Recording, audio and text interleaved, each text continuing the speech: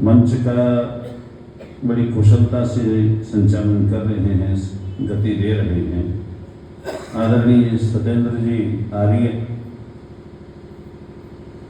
बहुत ही सुंदर सा कार्यक्रम आपके बीच में चल रहा था। महर्षि दयानंद का गुणानुवाद हुआ और मैं यदि दो शब्द न कहूं तो कृतघ्नता का दोष आ जाता है। दो लाइनें आपको पेश नजर।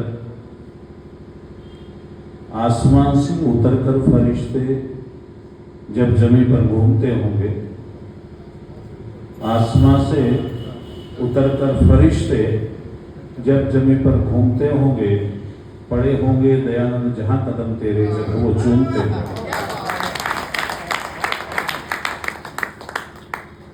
आर्यों, बहुत अच्छा कार्यक्रम आपका पंच दिवसीय रहा। बहुत सी बातें हमें सीखने को मिली, सिखाने को मिली। ऐसा नहीं है कि हम लोग सिखाते हैं, बल्कि सीखते हैं। और आपके पास आकर के एक आत्मीयता, एक भाईचारा, एक अपनत्व सा महसूस हुआ। आज वो समय है कि जाना भी जरूरी है, लेकिन जो जाने का एक एहसास हमें है, पता नहीं आपको होगा कि नहीं होगा, लेकिन राजेश जी को हमें तो पड़ा है। हाँ, हमें बड़ा कष्ट सा होता है।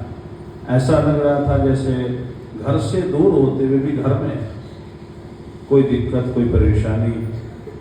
अपने आलोक जी, अपने संजय जी, अपने पालक राम जी, अपने सुशील जी, अन्य बहुत सज्जन हैं जिनको यहाँ हम लोग देखते रहे, उनकी आत्मीयता प्राप्त करते रहे। और अग्रवाल जी तो बस है ही अग्र। बहुत अच्छा, बहुत बढ़िया। आइए बस बातचीत होकर के सुन लेंगे, थोड़ा बहुत जितना सुनेंगे। मेरे पास 1 घंटा 5 मिनट कम है। 5 मिनट हो गई है तो 5 मिनट कम है। ब्रह्मचारी जी मुझे संकेत कर रहे थे, मेरा मन कुछ और था। ब्रह्मचारी कहते, गुरु जी क्या क्या सुनाया अब तक? मैंने बताया ये सुना दिया। कहते जो मूल चीज है वो छोड़ दिया आपने। मैंने कहा आप बताओ। बुढ़ापे की ओर अग्रसर व्यक्ति भूल जाता है। मैंने कहा ग्रस्त आश्रम छोड़ दिया। ग्रस्त बहुत आवश्यक है, ग्रस्त पर बोल आ गया। तो मैं ब्रह्मचारी की बात को रखूं, आप लक्षित होकर के सुनेंगे तो आनंद आएगा। सज्जनों, देवियों, वैदिक जो पद्धति है वो आश्रम की पद्धति है। अन्य कहीं भी किसी भी मजहब में, मत में, पंथ में, संप्रदाय में आश्रम की पद्धति नहीं है। हमारे यहाँ आश्रम की पद्धति ऋषियों के द्वारा नहीं बनाई गई, वेद के माध्यम से आई। आश्रम व्यवस्था वेद के माध्यम से आई है। और 4 आश्रम हमें दिए, आप भली भांति परिचित हैं। ब्रह्मचर्य, गृहस्थ, वानप्रस्थ और संन्यास आश्रम। इनके सामने आश्रम लगा है। कहीं कोई भी गृहस्थ ऐसा नहीं मिला मुझे आज तक जिसके दरवाजे पे आश्रम लिखा हुआ, बल्कि आश्रम के लिए हमारे मनोगत भाव कैसे बन गए हैं। यदि आश्रम लिखा होता है तो पता लगता है कहीं निठल्ले पड़े हैं यहाँ।